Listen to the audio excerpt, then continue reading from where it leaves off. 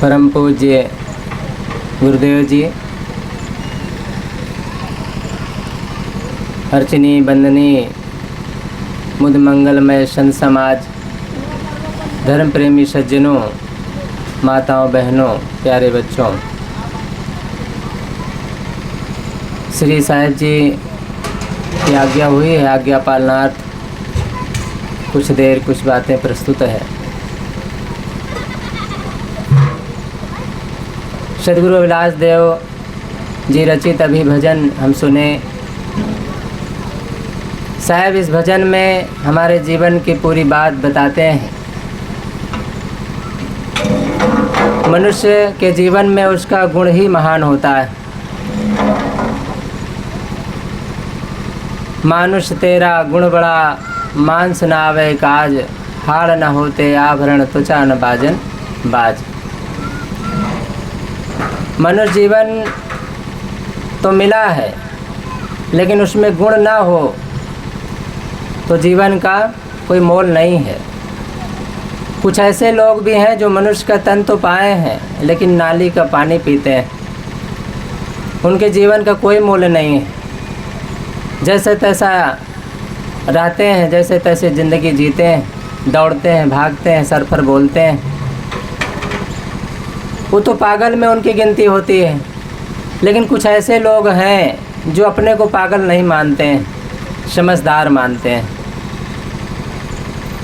ज्ञानी मानते हैं, लेकिन वो भी गाली देते हैं, झगड़ा करते हैं, तमाम तरह के ऊट-पटांग व्यवहार करते हैं, घूसखोरी बेईमानी करते हैं। तो साहब कहते हैं कि अंततः ये सब धोखा है।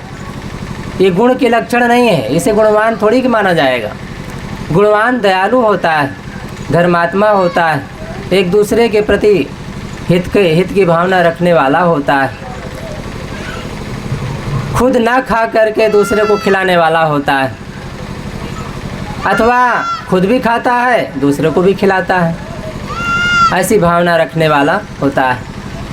तो साहब कहते हैं कि अंततः ये सब यहीं रह जाएगा, छूट जाएगा। ये चाम काम नहीं आएगा, आपके गुण काम आएंगे। तो अपने गुणों का कहाँ उपयोग कर रहे हैं? देखो, गुणों का उपयोग लोग किए तो कितनी सुविधाओं का लाभ ले रहे हैं। एक समय ऐसा था पैदल चलते थे, चप्पल भी नहीं होता था। उसके बाद फिर बुद्धि का, अपने गुण का प्रयोग किया, चप्पल आ गया। अब कांटा खूंटी का डर नहीं होता है, आराम से पहन कर चलते हैं, सुविधा का लाभ ले रहे हैं। और भी पैदल चलते थे तो अब गाड़ी साइकिल से चलने लगे, दो पहिया गाड़ी से चलने लगे, फिर फोर व्हीलर आ गया। सुविधा ही सुविधा। इसमें क्या काम किया? गुण। आपका गुण, ये जो दुनिया में सुविधा का हम लाभ ले रहे हैं, कोई पागल नहीं बनाया है, नाली का पानी पीने वाला नहीं बनाया है। अपने बुद्धि का शोध करने वाला, अपने जीवन को सही जीवन जीने वाला ऐसा काम किया है। अपने जीवन को व्यर्थ में गोली खेल करके, गुल्ली डंडा खेल करके, गाली दे करके, झगड़ा लड़ाई करके, मुकदमेबाजी में फंसा करके गाड़ी नहीं बनाया है। ये जो आज हमें सुविधा मिल रही है, वो कहीं न कहीं त्याग का फल है। अपने माँ बाप, भाई बंधु सबको त्याग किया और एकांत में जा कर के अपने मन का शोधन किया और ऐसे ऐसे ज्ञान का चिंतन किया कि आज हम लोग उसका लाभ ले रहे हैं। ये बिजली बनाने वाले और भी दुनिया में जो वैज्ञानिक हुए हैं, जिसका हम लाभ ले रहे हैं, उसमें त्याग का परिणाम दिखाई दे रहा है।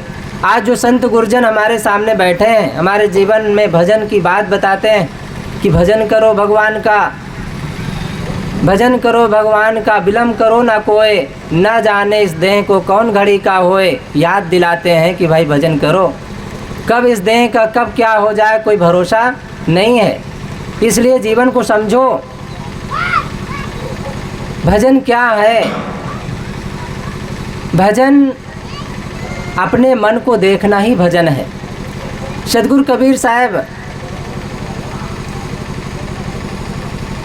कि पंथ में जुड़ करके भजन की बात न पता हो तो आश्चर्य की बात है। पत्थर पूजने वाला भजन न जाने तो कहा जा सकता है, क्योंकि पत्थर का पूजने वाला कुछ नहीं जान पाता।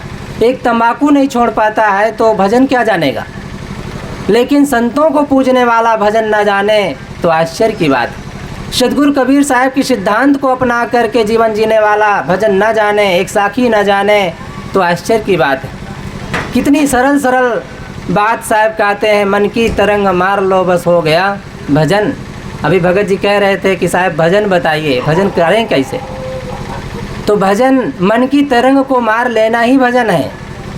अब वो बाहर आप भजन कर रहे हैं कि अंदर अंदर गाली दे रहे हैं, दूसरा क्या जानेगा। अपने मन को आप देखिए, हम देखें कि हम क्या कर रहे हैं। सास बहू में झगड़ा लड़ाने के लिए, एक दूसरे के लुतरी करने के लिए अथवा शिकायत करने के लिए बातें चल रही है कि ध्यान करने के लिए, चिंतन करने के लिए, सत्संग करने के लिए, पहली तारीख को जाने के लिए मन में चिंतन चल रहा है। क्या मन में चिंतन चल रहा है, खुद सोचिए, विचार करिए। साहब कहते हैं मन की तरंग मार लो बस हो गया भजन। और भजन कैसे चाहिए आपको, कैसी भजन जानना है, क्या भजन जानना है, भजन किसे कहते हैं। मन की तरंगों को जानना, और जानना ही नहीं उसे समझना, समझना ही नहीं उसको रोकना, समझाना। एक बच्चा जब गलत करता है तो हमें कैसे लगता है, नहीं अच्छा लगता है। उसे रोकते हैं, समझाते हैं और उसे ऐसा कुछ चिंतन देते हैं ताकि वो गलत से हट करके अच्छे मार्ग में लगे। ते मन हमारा बच्चा ही तो है, हमारा ही बनाया तो है। अगर इसे हम समझाएंगे नहीं, अपने वश में करेंगे नहीं, अपने अनुसार चलाएंगे नहीं तो निश्चित है गलत जगह ले जाएगा हमें, क्योंकि इसकी आदत है। जैसे बच्चा है, खेलने के उसको अच्छा लगता है, गुल्ली डंडा खेलने के लिए अच्छा लगता है, मोबाइल देखने के लिए अच्छा लगता है, गाली देने के लिए अच्छा लगता है, लोगों के बीच में जैसे तैसे ज़िंदगी जीने के लिए अच्छा लगता है।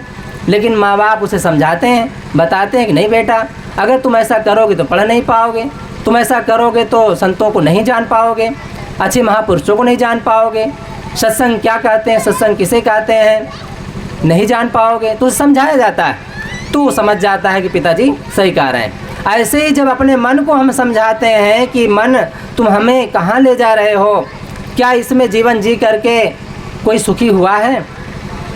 दुनिया में धनवान को देख करके हमारे मन में तमाम तर्क चलते हैं कि भैया वो तो धनी है, हमारे मन में हीन भावना आ जाती है।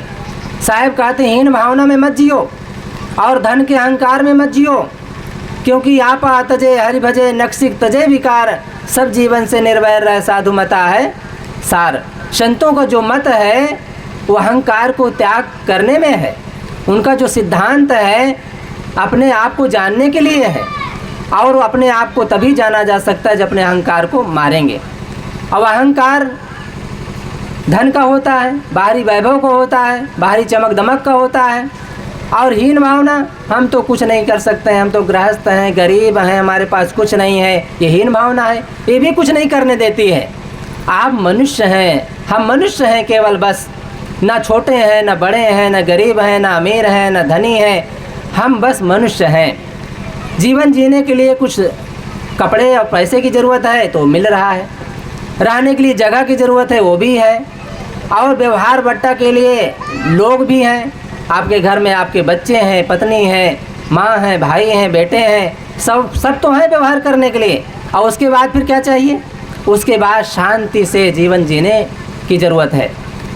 सतगुरु रविदास साहब अक्सर प्रश्न किया करते थे कि कमाते क्यों हैं, तो लोग कहते हैं खाने के लिए। खाते क्यों हैं, जीने के लिए। जीते क्यों हैं, इसका पता नहीं होता है। क्यों जीना चाहिए, कमाते तो खाने के लिए तो सब लोग जानते हैं, खाते हैं जीने के लिए भी सब लोग जानते हैं, लेकिन जी क्यों रहे हैं फिर कमाने के लिए। माने घर से खेत, खेत से घर, बस यही धंधा है, इसके आगे भी तो कुछ है। अरे सुख से जीवन को जीना भी है। आप खेत में हैं, मन शांत है, मन खुश है, प्रसन्न है। आप घर में हैं, मन खुश है, प्रसन्न है, शांत है, तो ये ज़िंदगी है आपकी। खेत में रहना ज़िंदगी नहीं है, घर में रहना ज़िंदगी नहीं है, आपका खुश रहना ज़िंदगी। आप खुश हैं, प्रसन्न हैं, निश्चिंत हैं, निर्भय हैं, तो मानो आपका जीवन बढ़िया है। आप मनुष्य हैं, ये पशु नहीं कर सकता है। कुत्ता जैसे भूंक रहा है बस वैसे ही भूंकेगा, गाय जैसे बोलती है वैसे ही बोलेगी, और भी जो अन्य पशु हैं जैसा मेहनत करते हैं वैसे ही करेंगे। चील जैसा हम उड़ नहीं सकते हैं, देख नहीं सकते हैं, चींटी जैसा सूंघ नहीं सकते हैं, गधे जैसा बोझा नहीं ढो सकते हैं, लेकिन इन सब को अपने बस में कर सकते हैं। हमारे में क्षमता है, मनुष्य में क्षमता होती है। सबको बस में करने वाला अगर कोई दुनिया में है तो मनुष्य है। बस गलत यहाँ हो जाता है कि अपने को बस में नहीं कर पाता, अपने जीवन अपने मन को नहीं समझ पाता है, बस यही कमी रह जाती है। इस कमी को हमें समझना है और अपने मन को देखना है, अपने मन को समझना है। एक दिन यहाँ से सबको जाना है।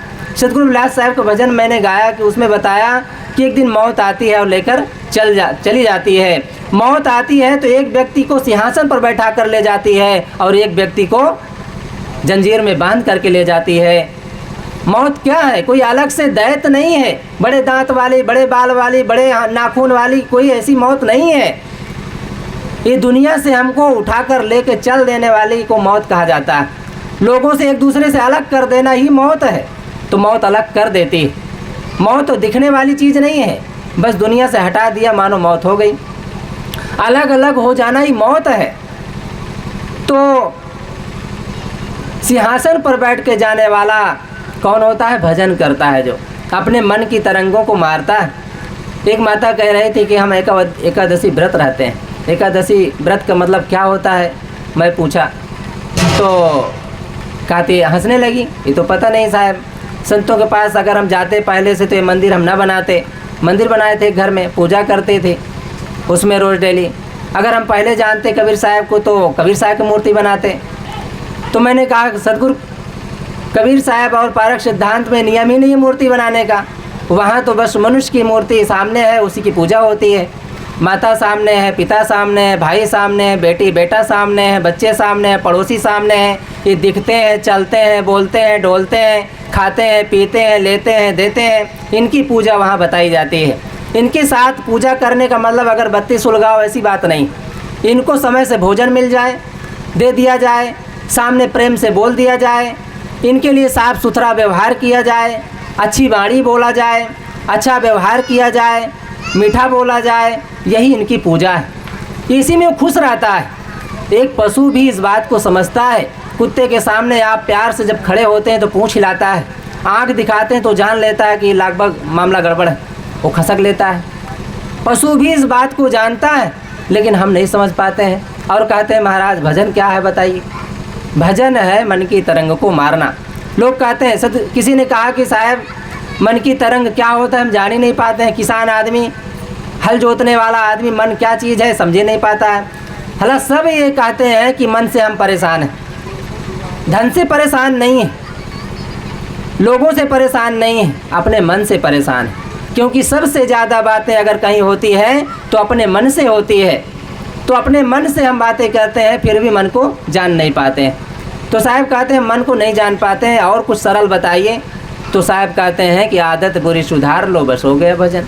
अब और क्या सरल चाहिए? आप तम्बाकू खा रहे हैं, छोड़ दीजिए। बीड़ी पी रहे हैं, छोड़ दीजिए। आप गाली दे रहे हैं, छोड़ दीजिए। आपके मन में कुचिंतन चल रहा है, छोड़ दीजिए। घूसखोरी बेईमानी कर रहे हैं, छोड़ दीजिए। यही आदत है, गलत आदत है, गलत सोचने की आदत है। इसको सुधार लीजिए, बस भजन हो रहा है। और सरल कैसे चाहिए? कितना सरल भजन चाहिए? हमें सरलता के पीछे इतना पीछे चले गए सरलता के नाम पर कि मंदिर पूजने लगे। पत्थर के सामने जाते हैं 9 दिन के लिए। 9 दुर्गा देखो आता है, समय आता है तो 9 दुर्गा लोग घर में बैठाते हैं। 9 दुर्गा के नाम पर पूजा होती है और 9वें दिन 10वें दिन उनको ले जा कर के पानी में बोर दिया जाता है। हम इतना सरल हो गए हैं भजन के नाम पर, इतना सरल चाहते हैं कि 9 दुर्गा के सामने, दुर्गा महारानी के सामने जाते हैं और पूजा, चुनरी, लड्डू मना करके बच्चा ले लेते हैं, धन ले लेते हैं, ना जाने क्या क्या मांग कर देते हैं। अगर वो सच में सामने आ जाए तो डांटेगी, गाली देगी और कहेगी, डंडा लेकर चहेटेगी कि थोड़ा से दे करके लड्डू और मेरे से सब कुछ ले लेना चाहता है, मेहनत कुछ नहीं करना चाहता है। खेत से कोई कहे भैया मैं आपके पास हल ला दिया और यहाँ पर ट्रैक्टर ला के रख दिया, जोत दिया, बस अब तुम हमको दे दो, तो कैसे दे देगा? तो पत्थर से जो चाहिए वो चीज़ मिल सकता है, लेकिन आपको सुख चाहिए, शांति चाहिए, ये नहीं मिलेगा। ये कहाँ मिलेगा? आपके मन की तरंगों को मारने में। तो साहिब कहते हैं कि गुण बड़ा, मानुष तेरा गुण बड़ा। हमारा जो गुण है वही बड़ा है, उसके कारण ही हम दुनिया में हमारी पूजा होती है। पूजा का मतलब है कि हमारी मान्यता है, सम्मान है, इज्जत है। अगर आप गुणवान नहीं हैं, घर में एक बच्चा कम बुद्धि का हो जाता है, लोग उसकी तरफ देखना भी नहीं चाहते हैं, केवल उसे चारा करवाते हैं, पानी करवाते हैं, पानी भरवा लेंगे और कुछ झाड़ू लगवा लेंगे। बहुएं भी नहीं आती, उसे दिन भर काम लेते रहेंगे, लेकिन बुद्धि वाला काम उसे नहीं लेंगे, मेहनत वाला काम ले लेंगे। पर सोचो कि उसे कोई दिमाग वाला कह दें कि भाई हमारे बेटे को पढ़ा दो, हमारे बच्चे को थोड़ा से लोग खिलाओ, तो ये सब नहीं बताएंगे, काम खूब लेंगे। कहने का भाव ये है कि बुद्धि नहीं होती तो उसकी इज्जत नहीं होती है। आपकी बुद्धि, आपका गुण ही आपको इज्जत दिलाता है, सम्मान दिलाता है और आपके भजन में वो काम आता है। तो बुद्धिमान बने, ज्ञानी बने। आज बुद्धि का ही विकास दुनिया में दिखाई दे रहा है, लेकिन उससे भजन के लिए प्रयोग नहीं किया जाता है, बस ये कमी है। तो हमें अपने बुद्धि का प्रयोग हर जगह करें, अपने विवेक का प्रयोग हर जगह करें, लेकिन भजन के लिए भी करें, अपने मन को समझने के लिए भी करें, अपने जीवन बड़े भाग्य से जीवन मिला है इस बात को समझने के लिए भी करें। क्योंकि जब तक इस बात को नहीं समझेंगे कि हमारा घर काम नहीं आएगा, हमारे बच्चे काम नहीं आएंगे, हमारे शरीर काम नहीं आएगा, किस काम का? अंततः ये धोखा में बदलता चला जाएगा। इसलिए सदगुरु कबीर साहब कहते हैं, मानुष तेरा गुण बड़ा, मांस न आवे काज, हाड़ न होते आभरण त्वचा न बाजन बाज। साहब डॉक्टर को नहीं कहा कि डॉक्टर साहब बड़े गुणवान होते हैं, मास्टर साहब बड़े गुणवान होते हैं, वो मनुष्य को कहा। वो पंडित गुणवान होता है ये भी नहीं कहा, छोटी जाति वाला गुणवान होता है ये भी नहीं कहा, वही कहा मनुष्य गुणवान होता है।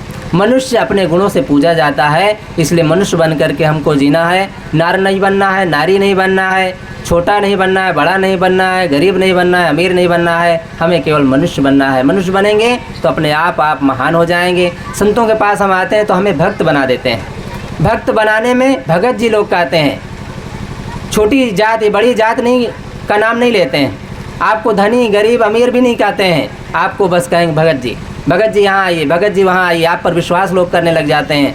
संतों ने आपका मान बढ़ाया है, हमारा मान बढ़ाया है, हमें ऊपर उठाया है, इसलिए संतों की महान कृपा है, उनका उपकार है, उनके सत्संग करें। सदगुरु कबीर साहब आदेश देते हैं, संगत कीजिए साधु के, हरे और की व्याधि, ओछी संगत क्रूर की, आठों पार उपाधि। तो उनकी संगत करके ही हम अपने जीवन को समझ सकते हैं। मैं कुछ देर कुछ बातें कहने का प्रयास किया सदगुरु कबीर साहब की साखी के माध्यम से। मानुष तेरा गुण बड़ा, मांस न आवे काज, हाड़ न होते आभरण त्वचा न बाजन बाज। यहीं पर अपनी वाणी को विराम देता हूँ। एक बार जोर से जय बोलें। बोलिए सदगुरु कबीर साहब की, संत समाज की, भक्त समाज की। साहेब बंदगी साहेब। अब परम पूज्य श्री राम साहब जी, जिन्हें आप जानते हैं, बड़ी देर से आप मन में सोच रहे हैं कि जल्दी से साहब की तरफ नंबर लगे, तो मैं आपसे करबद्ध निवेदन करता हूं कि आप अपने ज्ञान गंभीर विचारों से हम सब को लाभान्वित करने की कृपा करें। शाहे बंदी साहब। चासेन परम पूज्य श्री साहेब जी, मंगलमय संत समाज, सम्माननीय सज्जनों एवं भक्तिमयी ममता मूर्ति माताओं बहनों एवं प्यारे बच्चों, हमारे जीवन में सुधार की ज़रूरत होती है। पशुओं के जीवन में सुधार की ज़रूरत नहीं होती है, उनका जीवन अपने आप सुधरा हुआ होता ही है। उनके गुजर के लिए उनको कुछ सीखना नहीं पड़ता है। उड़ने वाले अपने से वो उड़ना सीख लेते हैं, तैरने वाले अपने से तैरना सीख लेते हैं, और शिकार करने के लिए सब अपने हिसाब से वो सीख लेते हैं। उनको कहीं किसी गुरु के पास जा कर के, किसी अध्यापक के पास जा कर के ट्रेनिंग नहीं देना पड़ता है कि पानी में कैसे तैरें, आकाश में कैसे उड़ें, चूहा को कैसे पकड़ें और अपने खान पान के लिए कैसे शिकार को दौड़कर जंगल में पकड़ें। ये कुछ उनको सीखना नहीं पड़ता है, लेकिन मनुष्य को सब कुछ सीखना पड़ता है। उसको उठना बैठना, बोलना बतियाना, खाना पीना, पहनना ओढ़ना, घर बनाना और सब कुछ सीखना पड़ता है। तो जब आप अपने जीवन को जीने के लिए हर चीज़ सीखते हैं, जीवन गुजर के लिए हर चीज़ सीखते हैं, तो एक चीज़ और ध्यान दीजिए कि मन की शांति के लिए भी कुछ सीखो। गुजारा तो हो ही जाता है और केवल गुजारा के लिए ही पढ़ लिख करके डॉक्टर, मास्टर, इंजीनियर, वकील, नेता बन गए, किसान मंत्री बन गए और घर परिवार चलाने लग गए, कारीगर बन गए, कुछ भी बन गए। ये सब पेट गुजर के लिए बन गए तो अच्छी बात है और बड़ी मेहनत करके सीखे। पशु पक्षी तो बिना मेहनत ही किए वो गुजारा वाला काम सीख लेते हैं, जान लेते हैं और बढ़िया काम कर लेते हैं। वो भी चूहा जैसे बिल आप बढ़िया नहीं बना पाएंगे, बाया पक्षी जैसा घोंसला नहीं बना पाएंगे। और देखो वो बिना सीखे ही सब जान गया। और हम लोग इतना पढ़ लिख करके और बुद्धिमान बन करके और ट्रेनिंग में जा कर के बड़े बड़े स्कूल, कॉलेज और गुरुजनों के बीच में बैठ करके भी इतना ही सीखे तो क्या सीखे। और फिर इतना कहाँ, इतना सब सीखने के बाद बीच में तंबाकू खाने लगते हैं, बीड़ी पीने लगते हैं, शराब पीने लगते हैं, ज्ञान में भी अज्ञान भर लेते हैं। जानने का तमाम मतलब व्यवहारिक ज्ञान जानने का उनके पास है, लेकिन ये सब जान करके भी फिर अज्ञान भर लिए। गाली गलौज सीख लिए, लड़ाई झगड़ा सीख लिए, चुगली निंदा सीख लिए, ईर्षा द्वेष सीख लिए। सोचो, देखो जो पशु पक्षी हैं वे खाने पीने, रहने बसने के लिए अपने आप सीखे, लेकिन वो गाली निंदा तो नहीं सीखे ना। किसी कुत्ता को गाली देते सुने हो? किसी गाय को, किसी बैल को और किसी चूहा को, बिल्ली को किसी ईर्षा द्वेष करते, निंदा करते, लड़ाई झगड़ा करते आपने नहीं देखा होगा। लेकिन मनुष्य बहुत यही सब फितूरेबाजी में अपना सारा समय गंवाता रहता है। इतना बढ़िया समय, इतना अनमोल जीवन है और इसको पा करके ये 3.5 हाथ का शरीर और इसी के गुजारा के लिए और एक छोटा सा मन है सबके पास, और ये मन को खुश करने के लिए न जाने क्या क्या परपंच करता है। बीड़ी, तंबाकू, सिगरेट, गांजा, भांग, शराब, अंडा, मांस, लड़ाई झगड़ा, तेरा मेरा और कलह कल्पना सब करता रहता है। हम लोगों ने अपने जीवन को बहुत दुरुपयोग किया है। अब बहुत बड़ी शक्ति है सबके पास, हाथ पैर की शक्ति, आँख नाक की शक्ति, और फिर एक शक्ति है सबसे बड़ी, सबके पास मन है। मन की शक्ति आपकी बहुत ज़्यादा है। जिस मन से आप दूसरों की चुगली निंदा के बारे में सोचते हैं, लड़ाई झगड़ा के बारे में सोचते हैं, अमुक के बहू बेटी के बारे में, अमुक के कितना खेत ज़मीन और रुपया पैसा आमदनी है, और यही सब सोच सोच करके मन में तमाम इच्छाएं, कामनाएं, ईर्षा द्वेष उत्पन्न करते हैं। इसी मन की शक्ति से आप दया क्षमा के बारे में सोच सकते हैं, ज्ञान भक्ति के बारे में सोच सकते हैं, प्रेम और विनम्रता के बारे में सोच सकते हैं, घर में हंसी खुशी के बारे में सोच सकते हैं। सोचना ही तो है ना। तो ऐसा सोचो कि जिससे आपका जीवन खुशहाल हो जाए, आपके घर में प्रेम बढ़ जाए, आपके मन में शांति आ जाए, आपके बच्चे सदाचारी बन जाएं, आपके घर में सबको आनंद आ जाए। तो ऐसा क्यों ना सोचें। देखो, आप लोग आखिर आग जलाते हैं घर में, आग जलाना ज़रूरी है, लेकिन फिर भी ऐसा जलाते हैं कि कहीं घर में ना आग लग जाए, ऐसा करते हैं ना। इसी तरह जब आपको सोचना ही है तो ऐसा क्यों नहीं सोचते कि कहीं हमारे जीवन में दुख ना आ जाए। काम तो हंसिया, खुरपी, चाकू का प्रयोग तो सब लोग करते हैं, लेकिन ऐसा प्रयोग करते हैं कि कहीं हाथ पैर ना कट जाए, तो कहीं कपड़ा ना कट जाए, हमारा कुर्सी टेबल ना कट जाए, ख़राब हो जाए। तो जब उधर संभाल करके सब उसका उपयोग करते हैं, तो ऐसा काम भी क्यों नहीं करते कि जिससे हमारे जीवन में दोष दुर्गुण न आ जाए और और किसी तरीके से दुख ना हो जाए। इसलिए सदैव हर इंसान को अच्छी बात सोचना चाहिए, अच्छे काम करना चाहिए, अच्छी आदतें बनाना चाहिए कि जिससे जीवन हमारा बिगड़ने ना पावे, गलत आदतें ना आने पावे और दोष दुर्गुण ना होने पावे। इसलिए हर आदमी को ये सावधानी रखना चाहिए कि अपना खान पान रहन सहन कहीं बिगड़ने ना पावे, गंदी आदतें ना होने पावें और हमारे जीवन में दोष दुर्गुण न आने पावे।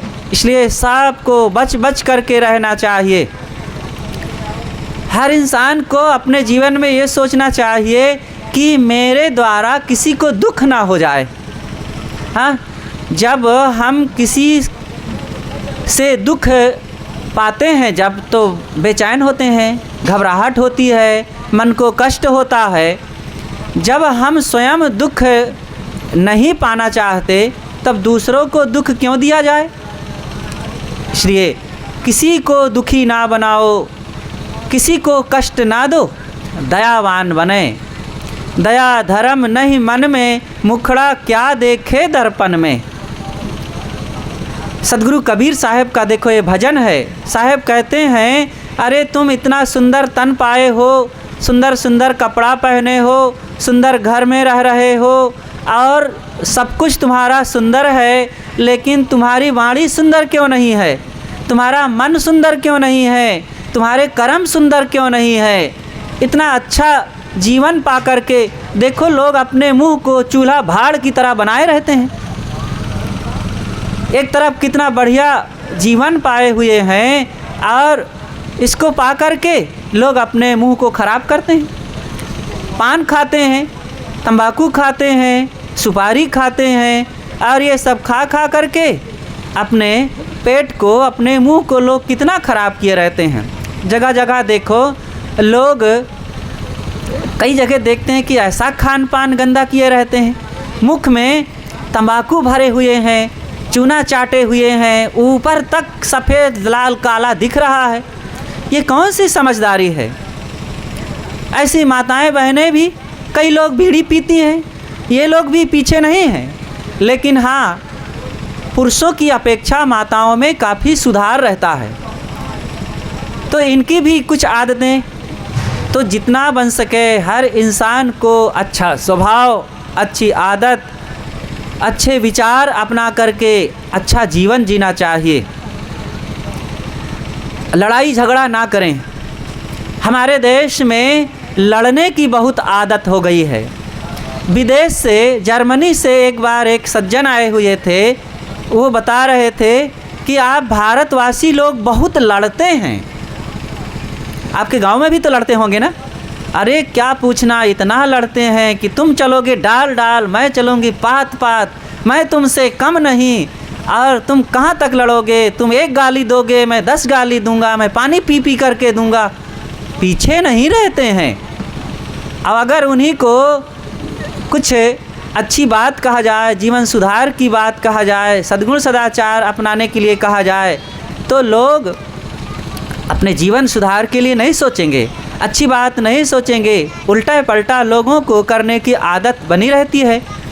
इसलिए अपने खान पान में सावधानी रखें, गलत ना खाओ पियो। ये जीवन जो मिला हुआ है बड़ा उपयोगी है, बहुत उत्तम है।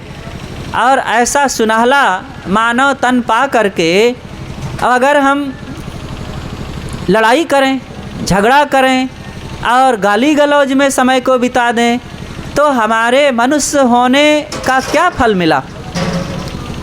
इतना बढ़िया जीवन पा करके अब यही गंदे गंदे स्वभाव आदतों में ही जीवन को खपा दिया जाए, सब यूं ही सारे समय को बिता दिया जाए, तो क्या मतलब हुआ।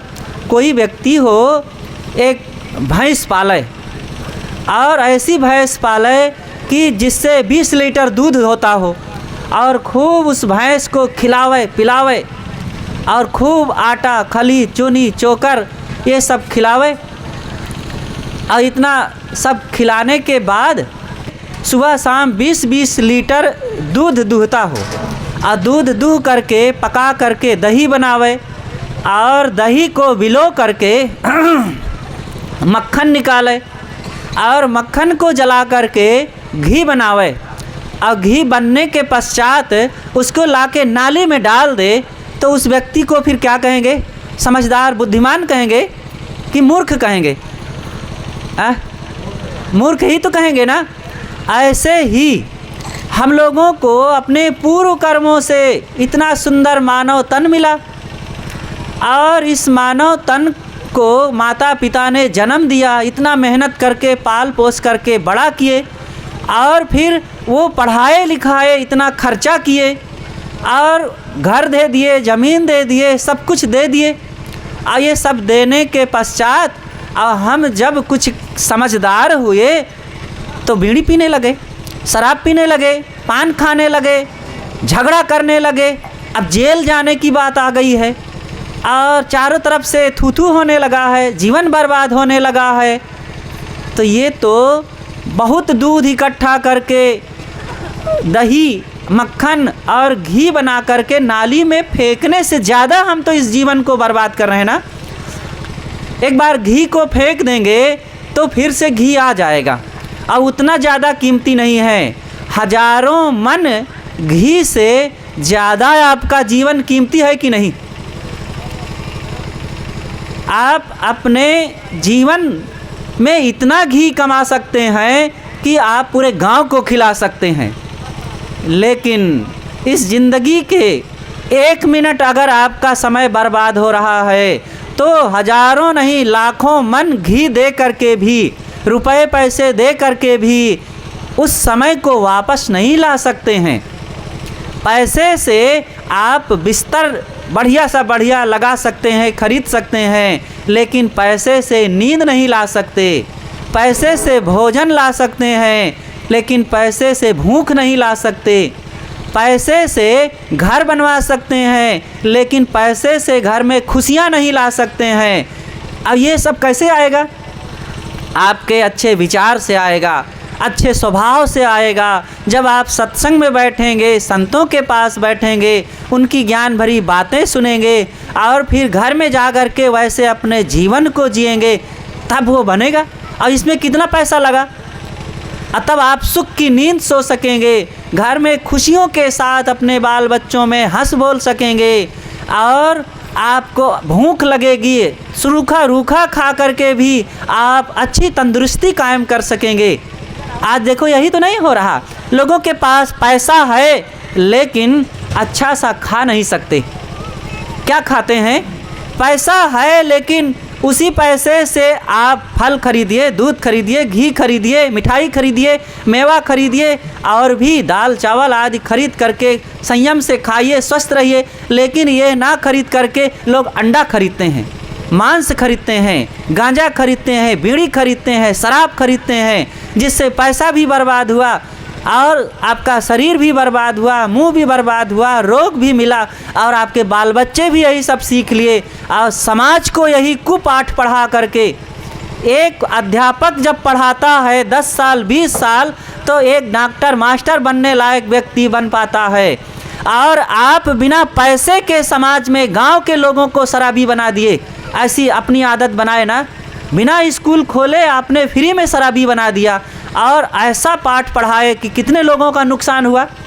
एक अध्यापक ने जितना भौतिक शिक्षा देने का काम नहीं किया, उससे ज़्यादा आपने उसके विनाश के, उसके परिवार के, समाज के, गांव के लोगों के विनाश का वो शराबी व्यक्ति, जुआड़ी व्यक्ति, गंजेड़ी भंगेड़ी व्यक्ति और बीड़ी तंबाकू खाने वाला कितना विनाश का पाठ पढ़ाया। लेकिन एक दूसरी तरफ एक संत वो साधक हो गया और वो ज्ञान की बात सिखा रहे हैं, सदाचार की बात सिखा रहे हैं, पवित्रता की बात सिखा रहे हैं, पवित्र रहन सहन खान पान की बात सिखा रहे हैं, आपस में संगठन प्रेम एकता की बात सिखा रहे हैं। देखो एक तरफ ये भी बिना पैसा लिए, बिना कोई बाहरी प्रशिक्षण दिए, कोई बिना शुल्क लिए आपको वह पाठ पढ़ा रहे हैं जो कोई डॉक्टर, मास्टर, इंजीनियर, वकील, नेता, प्रोफेसर नहीं सिखा सकता है। और आपके घर में प्रेम बढ़ गया, आपके जीवन में सदाचार बढ़ गया, आपका धन बचने लग गया है तमाम गलत आदतों से जो आप परेशान थे। अब आपके भाई भाई में प्रेम होने लगा, पति पत्नी में प्रेम हो गया है और जब मीठा बोलने लगे सत्संग में आकर के तो सबके साथ आपका सुंदर व्यवहार हो गया है, आपका नाम भी बढ़ने लग गया है, आपको लोग सदाचारी कहने लग गए हैं। अब आप इसी स्वभाव के आदत से अब आप सत्संग में जाने लगे और ध्यान करने लगे, ग्रंथ पढ़ने लग गए। अब आपको लोग भक्त कहते हैं, साधु कहने लग गए हैं। देखो कितना ऊपर उठ गया जीवन ना। सत्संग से जीवन बदलता है। इसलिए सभी माँ बहनों को, सज्जनों और देवियों को, बच्चों को सत्संग में जाना चाहिए, ज्ञान की बातें सुनना चाहिए, ग्रंथ पढ़ना चाहिए, घर में इसकी चर्चा करना चाहिए। आज मोबाइल का ज़माना है, सबके पास मोबाइल है, इंटरनेट है, तो मोबाइल में देखो कबीर आश्रम कौशाम्बी बोल दीजिए और उसमें कह दीजिए कि हमें पूज्य संत श्री विकास साहब जी का प्रवचन सुनना है, और साहब जी आकर के आपको ज्ञान सुनाने लगेंगे, सत्संग सुनाने लग जाएंगे। प्रशांत साहब का प्रवचन सुनना है, वे आकर के सुनाने लग जाएंगे। तो इस प्रकार से आप घर बैठे ज्ञान की बातें, सत्संग की बातें, साधना की बातें, जीवन सुधार की बातें, पारिवारिक प्रेम की बातें, मन की शांति की बातें सुन सकते हैं। ये माताएं बहनें भी इस चीज़ों में आगे बढ़ें।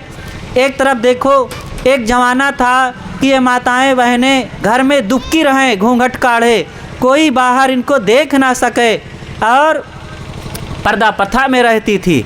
पढ़ाई लिखाई इनकी होती ही नहीं थी, केवल चूल्हा चक्की करें, बच्चे पैदा करें, उनके टट्टी पेशाब धोवें और बस इतना इनका काम रहता था और कुछ ना कर सके। लेकिन आज एक ज़माना इधर बदला है कि पढ़ाई लिखाई में आगे बढ़ने लगी, अब मास्टर बनने लगी हैं, डॉक्टर बनने लगी, इंजीनियर बनने लगी, प्रोफेसर बनने लगी और अनेक क्षेत्रों में आगे बढ़ने लगी हैं।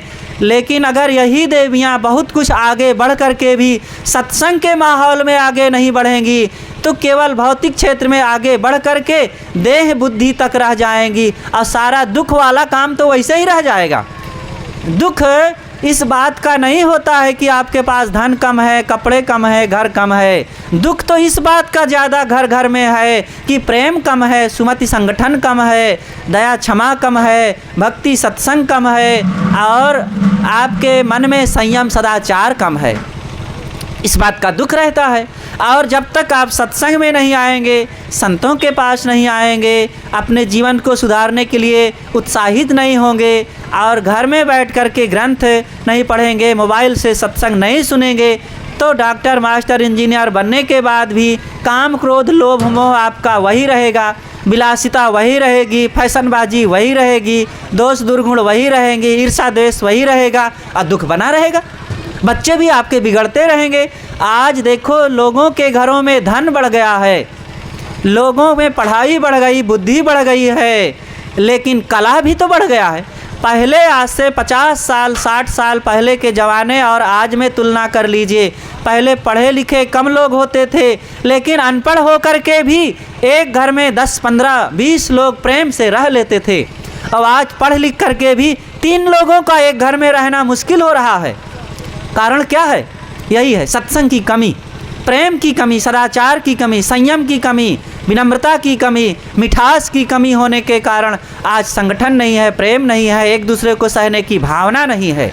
और जब तक ये नहीं होगा, चाहे जितना धन बढ़ जाए, बना रहेगा तल्ला पर तल्ला मकान 4-10 मंजिल का, बैंकों में भरा रहेगा आपके पैसे लाखों नहीं करोड़ों रुपए, और आपके खेत में भी खूब दाना होता रहेगा, खाते रहिए खूब, लेकिन जलते रहेंगे, लड़ते रहेंगे, मुकदमाबाजी होती रहेगी, कोर्ट कचहरी का चक्कर लगाते रहेंगे और चोर गुंडे बदमाश आपके घर में आकर के आपका अनाज सब बर्बाद करते रहेंगे, आपके बाल बच्चों को कुपाठ पढ़ाते रहेंगे और आपके जीवन में दाग पर दाग लगाते रहेंगे, आपका लोक और परलोक सब कुछ बर्बाद करते रहेंगे। आपको क्या मिलेगा? वो बड़ा धन, बड़ा घर, बड़ी प्रॉपर्टी पाने के बाद।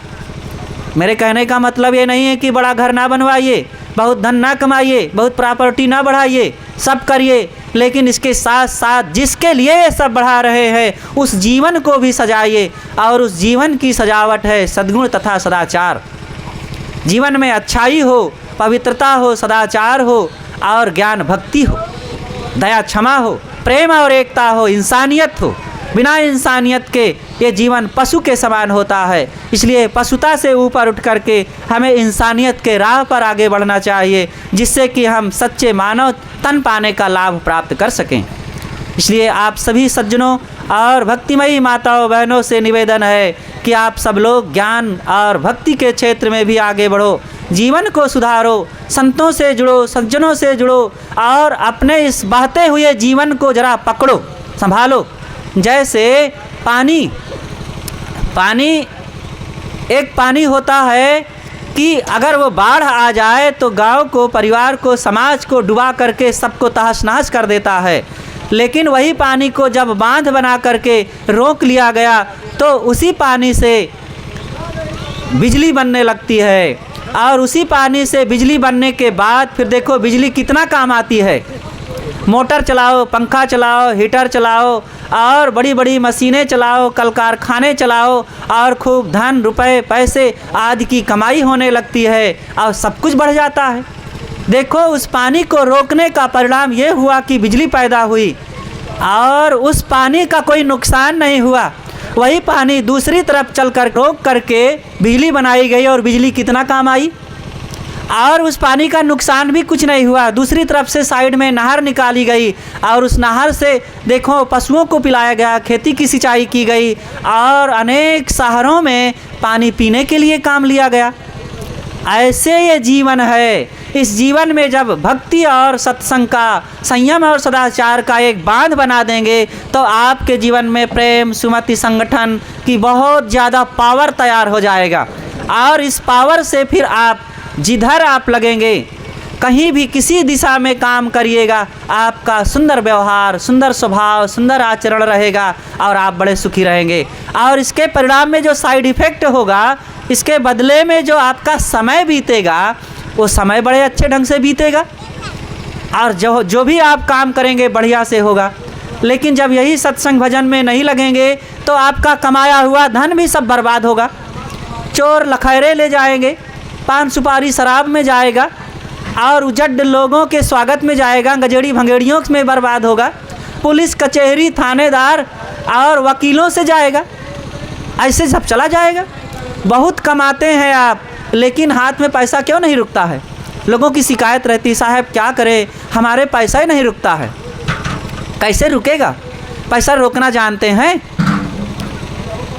फिजूल खर्ची में लगाते हैं, दिखावाबाजी में लगाते हैं, अनावश्यक शौक श्रृंगार में लगे हुए हैं और उजड़ लोगों को खुश करने में लगे हुए हैं, अपने मन इंद्रियों को खुश करने में लगे हुए हैं और इसी में बेतहाशा पैसा बर्बाद कर रहे हैं और कहते हैं कि पैसा नहीं रुकता है।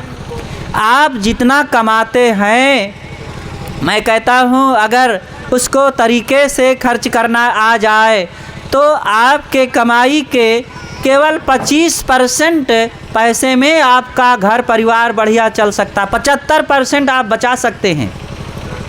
समझदारी और विचार पूर्वक अगर सोचेंगे तो आपका 75% पैसा इधर उधर में ही खर्च हो रहा है, दिखावाबाजी, प्रपंच और नशा तथा उज्जड लोगों के स्वागत में ही। इसलिए इस जीवन को सही बनाना, सुखी बनाना और शांत बनाना एक बहुत बड़ी कला है और उस कला को आप सत्संग से ही सीख सकते हैं।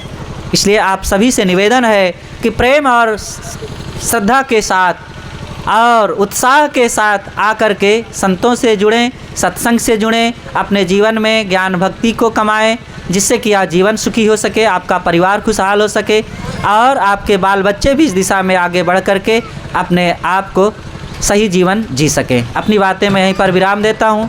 हमारे बीच परम पूज्य श्रद्धेय संत श्री विकास साहिब जी विराजमान हैं।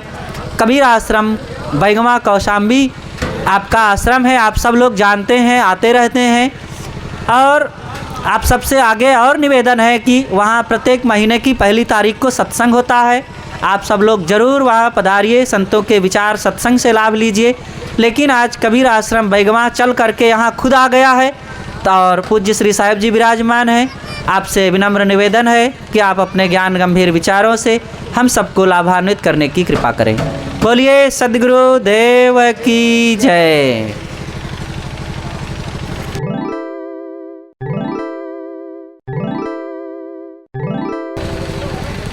ध्यान मूलम गुरु मूर्ते, पूजा मूलम गुरुपदम, मंत्रमूलं गुरुर्वाक्यं मोक्षमूलं गुरुकृपा।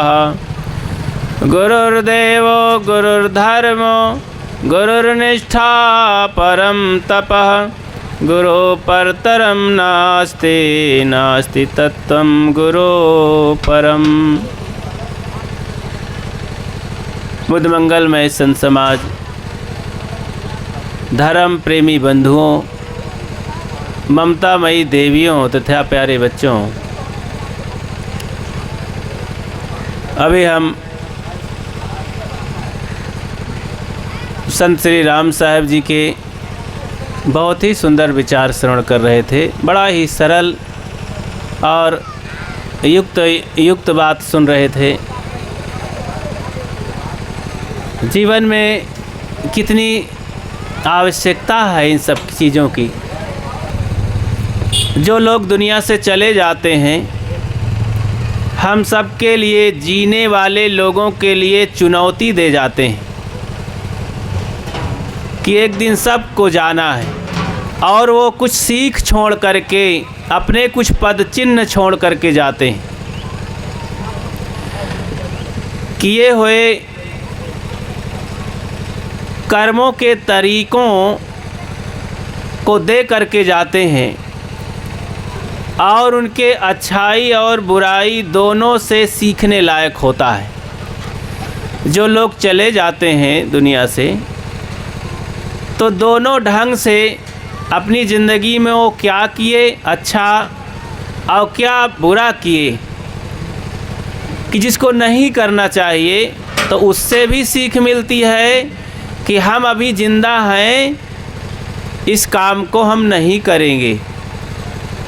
और जिससे मनुष्य की प्रशंसा होती है, जिससे जीवन में खुशियाँ बढ़ती हैं, परिवार सुख समृद्धि पूर्ण होता है, वो आदर्श लेकर के गए हुए लोगों से हम सीख लें तो हमारा जीता जागता परिवार बहुत ही अच्छे ढंग से सुमत संगठन प्रेम से ज़िंदगी जी सकता है। इसीलिए श्रद्धांजलि सभा मनाया जाता है कि जो परिवार के लोग हैं, परिजन लोग हैं, प्रेमी नेमी लोग हैं, गांव बस्ती के लोग हैं, इन बातों को संत गुरुजनों से सुने और पुनः याद करें, फिर से याद करें, अपने अपने माता पिता की याद करें जो चले गए हैं, कि उनके जीवन में क्या अच्छाई थी, क्या कमियां थी कि जिसके कारण उनको अच्छा नहीं माना जाता, और क्या अच्छाइयाँ थी जिनके कारण से उनकी प्रशंसा की जाती है, याद करते ही रुलाई आ जाती है। तो उन सब बातों को हम जीते जागते अपने जीवन में लागू करें तो बहुत ही अच्छा होता है। बाकी तो तमाम लोग भंडारा सत्संग का और खाना पीना भोज करके, खा पी करके, अरे कहीं कहीं तो नौटंकी नाच डीजे करके पूरा नरक कर देते हैं मोहल्ले भर का। और आदर्श क्या, सीख क्या, और धन खराब कर देते हैं। बच्चों का आदर्श खराब होता है घर गृहस्थी का, और गांव वालों को बड़ी परेशानी होती है। ऐसा कभी नहीं करना चाहिए लोगों को। ये तो वहाँ पाप है। पुण्य का काम करना है तो गए हुए लोगों के बचे हुए धन को अथवा उनके किए हुए कर्तृत्व व्यक्तित्व को याद करने के लिए उनके कुल परंपरा में कोई हैं, अपनी सुविधा के अनुसार छोटे बड़े कार्यक्रम करें तो उसमें सत्संग का आयोजन करें। एक दो संत, दो चार जो भी आ सके उनको बुला करके ज्ञान की कथा करना चाहिए, जो हमारे बाल बच्चों के लिए, माता बहनों के लिए, बहू बेटियों के लिए और बूढ़े बुजुर्गों के लिए शांति दे सके, सुकून महसूस कर सके, दुख दूर हो सके। अरब खरब ले द्रव्य है उदयस्त ले राज, भक्ति महात्म ना तुले ई सब कौने काज। देखो, भक्तिमान प्राणी के पास, उसके पास एक बहुत बड़ी पूंजी हो जाती है, भक्ति की कमाई। जो लोग भक्त हो जाते हैं, चलो अब बहुत समझाया जाता है लेकिन बीड़ी पान तम्बाकू कुछ खाते रहते हैं, मांस शराब तो छूट जाता है उनका, बहुत चोरी बदमाशी तो छूट जाती है। और एक बहुत बड़ी बात हो जाती है कि बीच बीच में संतों के दर्शन और उनके सत्संग में शामिल हो जाते हैं। थोड़ा ही सही, जैसे कि आप अपने रिश्तेदारियों में जाते हैं साल 2 साल में और भाईचारे से मिल लेते हैं, अभी चले आते हैं, आपका रिश्ता जीवन भर बना रहता है उनसे। अगर आप छोड़ दें आना जाना, अब बीच बीच में फ़ोन भी ना करें तो रिश्ता टूट जाता है। ऐसे ही संतों से बीच बीच में मिल लेते हैं, अपने घर में बुलाते हैं, तो आप बीच बीच में याद करते हैं, उनके ज्ञान की याद करते हैं, तो आपका मन शुद्ध होता है। और उनको कुछ दे करके, दान पुण्य करके याद करते हैं, तो आपका मन पवित्र होता है कि हम कुछ किए, कुछ कर रहे हैं, कुछ अच्छी बात, अच्छा काम कर रहे हैं। आपके बच्चे भी झट से पकड़ लेते हैं कि पिताजी ये जो कौन है आए हैं घर में, आप उनका पैर छूते हैं तो बच्चे भी जा कर के प्रणाम बंदगी करते हैं, कंठी माला पहन लेते हैं। तो बच्चों को फ्री में ही वो संस्कार थोड़ा सा मिल जाता है। आज कई घरों में जाते हैं तो अब 30-40 साल के हो गए लड़की लड़का, बहू बेटियां, कहते साहब बचपन में साहब आते थे और हम उनके पास जाते थे, कुछ पानी देते थे, भोजन बनाते थे, और तब से आज तक हमारे ससुराल में तो खैर बात नहीं है, कोई भक्त ही नहीं है, शाकाहारी हैं और यहाँ पर साधु महात्मा आते ही नहीं हैं। तो देखो बचपन वाला जो सेवा थोड़ा सा किए थे वो बच्चा याद करते हैं, उसी की पूंजी से आज वो गंदे खान पान से बचे हैं। घृणा करते हैं कि नहीं, हमारे यहाँ बचपन से हम इसको कभी नहीं देखे सुने हैं, इसमें हाथ नहीं लगाएंगे, ये अच्छा नहीं है। और संत कभी मिल गए, उनके यहाँ पहुँच गए तो प्रणाम बंदगी से हिचकिचाते नहीं हैं, वो पास में आ ही जाते हैं और सेवा के लिए हाथ बढ़ाते हैं। तो देखो थोड़ा सा दर्शन पर्सन बचपना का उनके अंदर घर बना के बैठा है। तो इस तरह से भक्ति से बहुत लाभ है, लेकिन जब कमाई करेंगे तो बहुत क्या, इतना लाभ है कि ज़िंदगी ही बदल जाती। देखो भक्ति के प्रताप से अगर आप गुरु संतों की बात मान के मेहनत किए, त्याग किए, दुर्गुणों का त्याग करने आरंभ कर दिए, तो जो भी बुराई है जीवन में धीरे धीरे धीरे धीरे वो निकलना चालू हो जाती है। एक एक बुराई निकल करके आपका जीवन साफ सुथरा होता जाता है, आपकी वाणी में परिवर्तन आ जाता है, चाल चलन में परिवर्तन आ जाता है, आपके खाने पीने में परिवर्तन आ जाता है। एक सज्जन बता रहे थे कि साहब मैं अपने जीवन में इतना दुर्व्यसन में खर्च करता था, तो गुरु महाराज आए और मुझे डांट करके मना कर दिए, मैं मान गया, और तब से मैं अपने दुर्व्यसन का यानी बीड़ी पान तंबाकू का पैसा बचाना चालू किए। फिर उसमें एक समरसेबुल गड़वाया और फिर खेत की सिंचाई करके वसूली करके धन बटोरा। आज मैं बहुत संपन्न हूँ, आज मेरे घर में कोई दुर्व्यसन बच्चा नहीं करता है, मैं सबको डांट लगा दिया हूँ।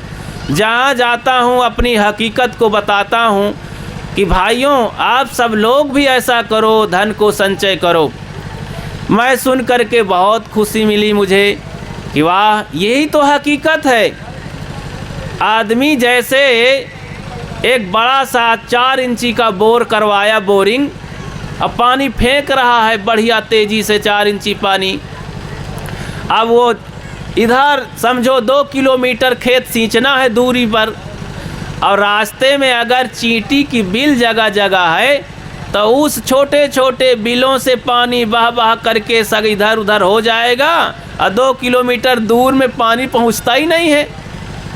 ऐसे ही आपकी ज़िंदगी में छोटे छोटे ये सुराख हैं, धन बहने के छोटे छोटे सुराख हैं बड़े बड़े, फिर आगे चल कर के कुछ बचता ही नहीं है। तो सुराख बंद कर देना चाहिए। अगर धन को बराबर ढंग से एक रस अपने पूरे जीवन में ले जाना है, सुकून की तरफ, आराम से ज़िंदगी बिताना है, संयम सदाचार से हंसते मुस्कुराते, तो हर तरफ संयम सीखें। धन का देखो, रुपया पैसा धन है, शरीर भी तो धन है, और सद्गुण सदाचार धन है, ये लड़के बच्चे धन है, ये खेती बाड़ी धन है, इज्जत मर्यादा धन है। कितने प्रकार का धन होता है। केवल रुपये पैसा नोट थोड़े धन होता है।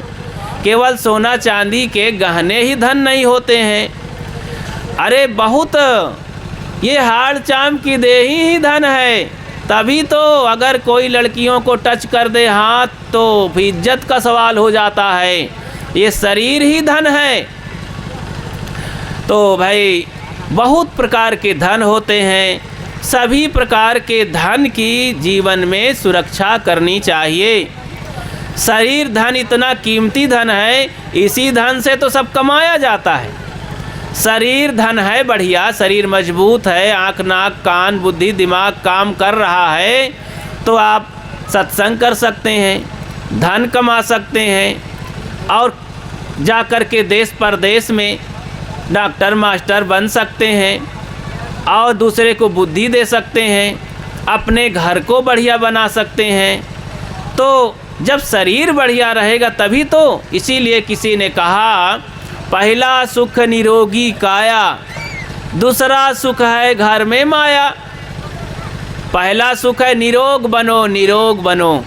निरोग बनने के लिए खान पान का सुधार, हवा पानी का सुधार, अपने घर गृहस्थी का सुधार, वाणी भाषा का सुधार।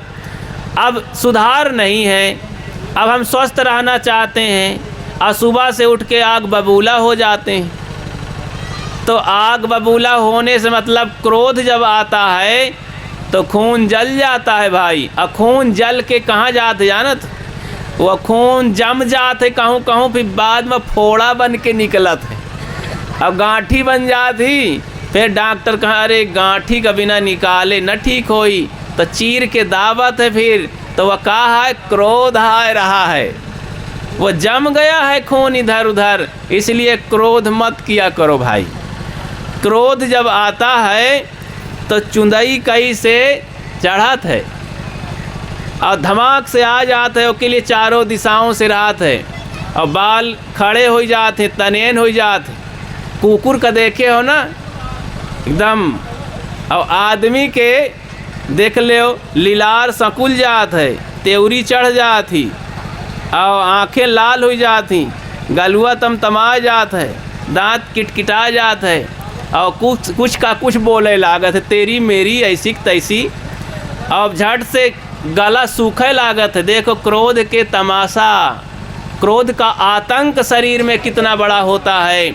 आप सोचा तो कि आतंकवादी कहूँ फैले न होते बदमाश, अरे ये बदमाश क्रोध आ गया जीवन में, इतना आतंक मचा दिया कि इतना लंबा चौड़ा मस्त शरीर एकदम डामाडोल हो गया, बेकाबू हो गया, और गला सूख गया, सीने की धड़कन बढ़ गई, बीपी हाई हो गई, हाथ से लाठी डंडा चाकू छुरी और पैर पटक करके।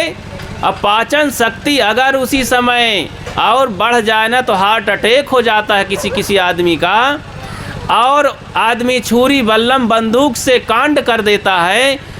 और देखो उसी समय क्रोध के मारे औरतें तो कुआं में पहले गिर जात रहीं तपाक से, और आग लगा लेती हैं, और जाकर पंखे में लटक के मर जाती हैं, और जहर खा लेती हैं, और लोग मार डालते हैं एक दूसरे को। देखो क्रोध का इतना बड़ा तमाशा आतंक अभी तो बहुत बहुत बड़ी बात है। इसलिए घर गृहस्थी में अगर क्रोध निकल जाए तो घर गृहस्थी का कितना बड़ा फ़ायदा होगा, बहुत बड़ा फ़ायदा होगा। आप सरल बनिए। अच्छा जब क्रोध चढ़े ना तो उसी समय क्या करना चाहिए, क्रोध जब आए तो क्या करना चाहिए, अरे क्रोध के समय रुक जाओ, बोलो मत, काम मत करो, देखो मत, सर नीचे करो, मुंह को बंद करो, काम बंद करो, क्षण भर के लिए थोड़ा आँख मूंद लो।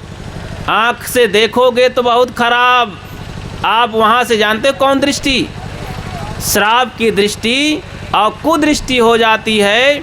वो कौन सी दृष्टि कह सकते हैं उसको, क्रूर दृष्टि।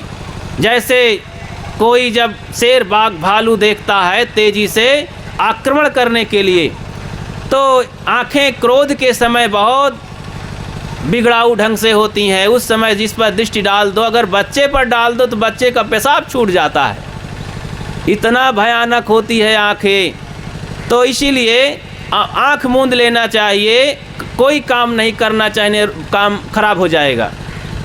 बोलेंगे तो जहर निकलेगा। भोजन अगर बना रहे हैं रोटी दाल भात तो रुक जाओ, नहीं भात जल जाएगी, रोटी खराब हो जाएगी। नमक क्रोध से छोड़ दोगे तो नमक जहर बन जाएगा। इसीलिए क्रोध के समय रुक जाओ थोड़ा सा, क्षण भर के लिए। और गलती हो जाए तो क्या, झुक जाओ, विनम्र हो जाओ कि भैया जी, माता जी, बहन जी, हाँ चाचा जी, मुझसे गलती हो गई है, भूल हो गई है। अकड़बाजी मत दिखाओ, अपनी भूल को स्वीकार कर लो, गृहस्थी में आनंद आ जाएगा। ये माताएं भाई बंधु सब क्षमा कर देंगे आपको। क्षमा करना सीखें। देखो क्षमा एक बहुत बड़ा धन है, इसलिए उसको ग्रहण करो। तो क्रोध ना करो, क्षमा करो। और गलती हो जाए तो माफ़ी मांग लो, झुक जाओ। गलती के समय कभी अकड़बाजी ना करो, छिपाओ नहीं उसे, बता दो कि मुझसे गलती हो गई, मैं आपसे माफ़ी चाहता हूँ। सब दुश्मनगी ख़त्म हो जाती है। दूसरा आदमी सोचता है वास्तव में आदमी तो अब क्षमा मांग लिया है, मैं क्या इनके प्रति करूं। सुबह से उठ कर के अच्छी चीज़ों का अभ्यास करो। अभी देखो भगत जी टोक रहे थे भजन क्या है। अरे भजन तो ये गाली चलत आदमी बेवकूफ़ लोग बताया करते हैं, कहते हैं भाई इन 4 ठो भजन सुनाओ, फिर तो इनसे सीख ले कि चाहिए। वह एक भजनिया है, लेकिन वह भजन से काम न बनी। और बीड़ी तमाकू कहा थे लाओ हो, ये बिना चैन नहीं पड़त है, वह एक भक्ति है। लेकिन उस भक्ति कहते हैं प्रेम को, भक्ति कहते हैं सेवा को, भक्ति कहते हैं समर्पण को। तो भक्ति अब चाहे जिधर लगा दो, यही हर चीज़ भक्ति उसे नहीं कहते हैं। भक्ति का सही अर्थ जैसे कि मनुष्य तो सबको कहते हैं, लेकिन हकीकत में मनुष्य वो होता है जिसमें सद्गुण सदाचार हो। नहीं तो ये मनुष्य की खोल में जानवर घुसे हैं, सब बैल बाघ भालू कुत्ता सियार घुसे हैं। आदमी की खोल में ये दिखाई देने वाले, हाँ, तभी तो कुत्ता जैसे हड्डी चबाते हैं, तो उनको क्या कहोगे, मनुष्य कहोगे। तो बंधुओं चाल चलन देख करके पता चलती है कि ये मनुष्य है कि क्या है। मानुष तेरा गुण बड़ा माश नावे काज, हाड़ न होते आभरण तो चार न बाजन बाज। तो ये हाड़ चाम के मनुष्य के कोनो काम में नहीं आता है। क्या काम में आता है, सद्गुण सदाचार संस्कार। इसलिए अच्छे संस्कारी बनो। मरने के पहले हमको अपने अज्ञान को मार डालना चाहिए, और चिता जलने के पहले अपने चिंता को, फिक्र को, दोष को, खुराफात को नष्ट कर देना चाहिए, जला डालना चाहिए। अंत होने के पहले संत से खूब अच्छी तरह मिल मिलाए के सत्संग कई के जीवन को शांत कर लेना चाहिए। काम क्रोध लोभ को शांत कर लेना चाहिए, संतों के पास जाकर सत्संग करके, दर्शन करके, सेवा करके, क्योंकि वहीं ये बूटी मिलती है, ये दवा मिलती है। और डॉक्टरों के यहाँ ये नहीं मिलती है। कोई डॉक्टर ये नहीं कोई टेबलेट देता कि भैया तुम्हारे अंदर क्रोध ज़्यादा है, ले टेबलेट ले ले शांत हो जाए।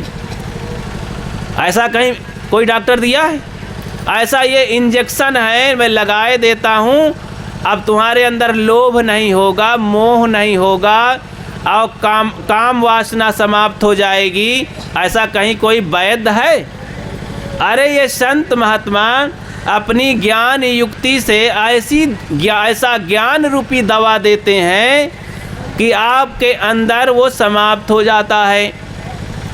इसलिए संत सरकार मिल जाए तो क्या देते हैं? एक प्रश्न है, संत सरकार मिलते तो क्या देते हैं? अरे वो सोना चांदी हीरा मोती दाना पानी कपड़ा लत्ता जमीन जायदाद नहीं देते हैं। हीरा कंकर को लोहे को हीरे बना देते हैं। संत सरकार मिल जाए तो क्या देते हैं? वे गधा पशु जैसे मनुष्य को इंसान और देवता बना देते हैं। वे लोहा लक्कड़ और जैसे कोयला जैसे आदमी को महान बना देते हैं, सोना बना देते हैं, मतलब उसकी कीमत बढ़ जाती है। देखो रत्नाकर डाकू का नाम सुने हैं ना? जब वाल्मीकि महाराज रहें तो वो पहले का रहें? जानवरें रहें, हत्यारे रहें। और फिर जब संत मिल गए तो संत उनको क्या बना दिए? ब्रह्म ऋषि बना दिए, महान बना दिए, देवता बना दिए। आज वो जब पूरे भारतवर्ष में पूजे जाते हैं कि वाल्मीकि महाराज का रामायण है, ग्रंथ है। तथागत बुद्ध मिल गए जाकर के जंगल में अंगुलीमाल को। देखो अंगुलीमाल एक बहुत बड़ा हत्यारा, जंगल का जानवर, बाघ रहा, शेर, कितने लोगों को मार डाला था, कितने लोगों को विधवा कर दिया था और अनाथ कर दिया था, बच्चों को, सैकड़ों हजारों लोगों को। लेकिन महात्मा मिले उन्हें, तथागत बुद्ध समझाए, थोड़े से सत्संग में उसका जीवन बदल करके महान भिक्षु अहिंसक हो गया। देखो कितना बड़ा महान हुआ। सेवरी बिचारी जंगलवासी भाग करके गई ऋषियों के पास, एक देवी बन गई, महान तपस्विनी बन गई। मीरा थी, मीरा भक्ति करने लगी। संत रविदास मिले उन्हें और वो राजपूताना ठाकुर परिवार की लड़की, राजघराने की, और संत रविदास की भक्ति किया और वो फिर महान बन गई, मीरा बन गई। और आज देवियों में मीरा सिरमौर है। बहुत बड़ी क्रांति की स्त्रियों में। वो ज़माना था कि औरतों को भीतर ही रखा जाता था, बाहर पर्दा के अंदर ही रख कर के बाहर नहीं जाने दिया जाता था। अगर कोई ऐसी बात हो जाए तो लोगों को बहुत बड़ा समझो कांड करते थे। लेकिन मीरा ने ये क्रांति की, औरतों के लिए हिम्मत दिया, रास्ता खोला, बहुत बड़ी तपस्या करके कि औरतें भी तपस्या कर सकती हैं, ध्यान कर सकती हैं, साधना कर सकती हैं और अविवाहित जीवन जी करके और भजन साधन करके अपना कल्याण कर सकती हैं। तो ये बहुत बड़ा काम किया था सेवरी, मीरा और सहजोबाई। इस तरह से अनेक नारियां हुई जो अपने जीवन को अविवाहित जीवन जी करके और साधना भजन में लगा दिया। अविवाहित जीवन तो बहुत लोग जीते हैं, राजनेता देखो मायावती है, और भी तमाम सरोजिनी नायडू और न जाने कितनी औरतें रही, क्रांतिकारी में बन करके देश की आज़ादी में भाग लिया। तो लेकिन साधना के क्षेत्र में जो उतर जाती हैं वे पूज्य हो जाया करती हैं। मायावती आदरणीय है, सम्माननीय, लेकिन पूज्य नहीं है। लेकिन जो साधन भजन स्त्रियां करती हैं, अपने आप को तपा करके कल्याण में लगाती हैं, वो पूज्य हो जाया करती हैं। सुफल और सफल, मायावती जी सफल हो सकती हैं लेकिन सुफल नहीं हो सकती हैं। सुफल तो कोई गरीब घर की लड़की भी साधना करे तो अपने घर में सुफल कार्य उसका हो जाएगा, उसका जीवन सुफल है। तो इस तरह से तो देखो इन महापुरुषों ने हमको सीख दिया। तो संतों के शरण में आकर के बहुत लाभ है। तो देखो खान पान ही तक सीमित नहीं है भक्ति। ये माताएं बहनें सोचती हैं कि साहब हम तो भक्त हैं। अरे भाई संतों की भक्ति करना सीखो, सेवा करना सीखो, दर्शन करना सीखो, बंदगी भाव करना सीखो और झुकना सीखो, विनम्र रहना सीखो, सफाई स्वच्छता सीखो। तब जाकर के माना जाएगा।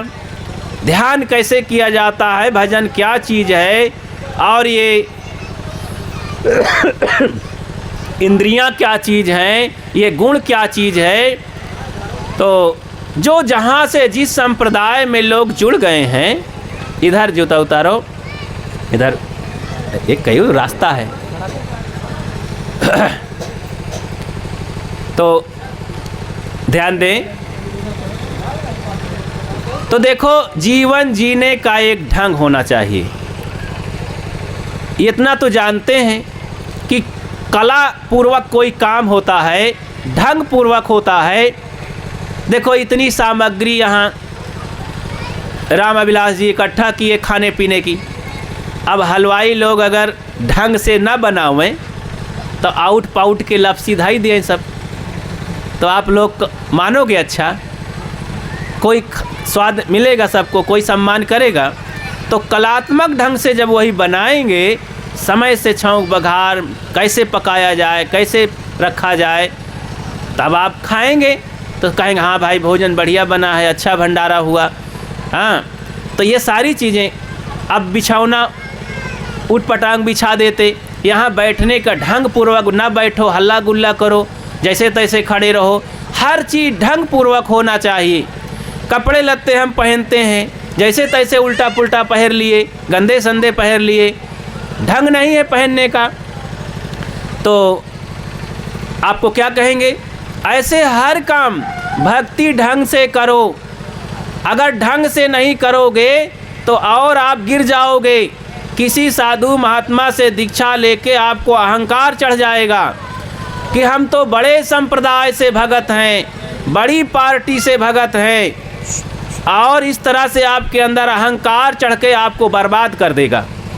आज ऐसे ऐसे महान बड़े बड़े पखंडी हैं, समाज को इतना ठगने में लगे हैं। ये गरीब लोग, अशिक्षित लोग, भोले भाले ये माताएं बहनें भाई लोग उनके चंगुल में फंस जाते हैं, और धर्म के नाम पर, भक्ति के नाम पर, दान पुण्य के नाम पर अपने धन धर्म तन मन सबको ठगाते हैं। ये बहुत बड़ा वो लोग पाप करते हैं, और जौन लोग ठगाते बहुत बड़े मूर्ख हैं। अब उनको कैसे समझाया जाए? उनको अगर बताते हैं तो कहते हैं साहब तुम संतन की निंदा करते हो। अब उनको संत मान बैठे हैं ठगहारन को। उनके अंदर न त्याग है, न बैराग है, न संयम है, न सदाचार है, न किसी गुरु के शरण में जाकर सीखे समझे हैं, और न वो अनुभव है उनको कोई। रागी जीव है, विषयी लंपट लोग हैं, असंयमी जीवन जीने वाले हैं, घर गृहस्थी के माया मोह में फंसे हैं, उन्हीं के चंगुल में जाके फंस जाते हैं। कहते साहब हम भगत हैं, हम बहुत बड़े मिशन से हैं। अरे भाई, ये राजनीति पार्टियां जैसे काम कर रही हैं, अपना जन धन बटोरने में लगी हैं, वोट बैंक बना रहे हैं, वैसे ही कुछ धार्मिक प्रचार के नाम पर लोग, ठगहार लोग, जन धन इकट्ठा कर रहे हैं, लोगों को बटोर रहे हैं और पैसा बटोर रहे हैं। तो इसको सोचना चाहिए। देखो, भोले भाले गरीब लोग थोड़ा कमाते हैं। अब सदगुरु कबीर का इतना साफ सुथरा विचार है, घर में जाकर संत प्रेम से बताते हैं, बेटा कह करके, बेटी कह करके, बहनी कह करके, माँ कह करके समझाते हैं। फिर इन लोगों को समझ में नहीं आता है और निःशुल्क बात करते हैं, कोई चार्ज नहीं लेते हैं। उनके टूटे फूटे और गरीबी में नमक रोटी खा करके अच्छे से अच्छे ज्ञान को बताते हैं, फिर भी समझ में नहीं आता है। अरे नहीं पढ़ोगे, आंखें नहीं खोलोगे तो चाहे जितना शीशा दिखाओ, देख ही नहीं पाओगे। अब गदहा का बड़ा बड़ा माला पहिराओ तो कर मूल्य नहीं समझता है वो। तो इसी तरह ये ढंग नहीं सीख पाते, इसीलिए भक्ति भजन में लाभ नहीं होता है। तो कहा तो महाराज यहाँ भला नहीं होता रहा तो हुआ चलेगा ही नहीं। अरे हुआ जाए के का भला हो जाए, वो तो ठगहार लोग हैं। दलदल में जा कर के कहीं बिस्तर लगाओगे तो समा जाओगे नीचे, तुम्हारा कुछ भी नहीं बनेगा। वो दलदल है, पाँव रखते ही पता नहीं पाओगे, और धंसते चले जाओगे नीचे, तुम्हार जौन सब कर्म धर्म रहा वह चला जाई। साहब कहते हैं कर बंदगी विवेक की भेष धरे सब कोय, सो बंदगी वही जान दे जहाँ शब्द विवेक न होए। विवेकी पारखी आचरणवान त्याग निष्ठ ब्रह्मचर्य सदाचारी, रहनी संपन्न गुरुजनों के पास जाओ और उनके दर्शन मात्र से आपका भला होगा। भला का मतलब आपको शांति मिलेगी, सद्गुण की प्रेरणा मिलेगी। फिर उनसे प्रश्न करो, पूछो और उनके बताए मार्ग में चलो, त्याग करो। आप तम्बाकू छोड़ दीजिए, एक भजन हो गया, आपके अंदर सफाई आ गई, बाहर भीतर दोनों, मन भी बलवान हुआ, तन भी शुद्ध हुआ। अरे प्रकृति ने बहुत शिक्षा दी है लेकिन आपको सुनाई ही नहीं पड़ता है। सूरज सुबह से उठ करके प्रकाश किरण दे रहा है लेकिन दरवाजे खिड़कियाँ बंद करे हो तो धूप क्या करेगी। ऐसे संत गुरुजन सही बात बताते हैं। अब आपको होश हवास नहीं है तो जीने का ढंग, अच्छा जीने का ढंग जब नहीं आता तो कैसे जीवन बर्बाद होता है। एक कहानी सुना दूं, उदाहरण बहुत चुटकुला मनोरंजक भी है और बहुत प्रेरणादायक है।